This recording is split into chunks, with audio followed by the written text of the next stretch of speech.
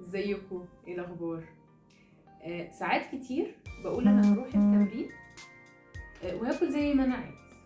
طيب، المشكله لما بنلاقي نتائج عكس اللي احنا مستنيينه. يعني ايه؟ يعني انا بقول هاكل عيش كتير واكل مكرونه بشاميل وبيتزا وكده، وهنزل التمرين، هروح الجيم او هروح سباحه او هعمل اي حاجه.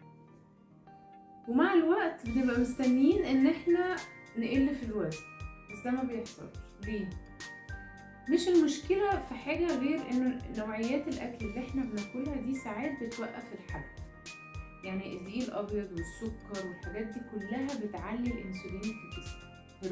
هرمون الانسولين بيعلى في الجسم. ده بيعمل ايه؟ ده لما بيعلى بيبطئ الحرق. طيب الحل ايه؟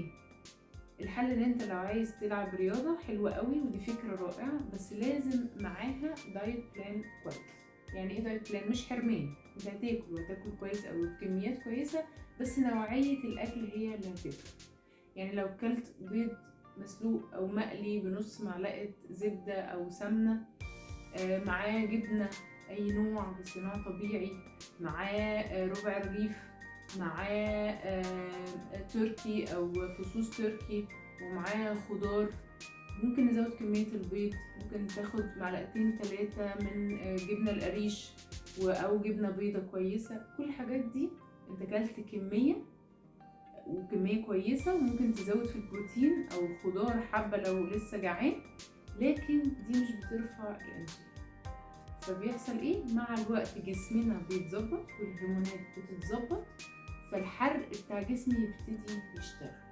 المشكلة التانية اللي كنا بنعملها ان انا بروح الجيم او بنزل اي تمرينات وارجع اقوم دايب باكلة جامدة جدا، اكل بيتزا او اكل مكرونة بالبشاميل او اكل حاجات كلها مليانة حاجات بتعطل حرق الجسم، كلها حاجات بتتعب هرمونات الجسم.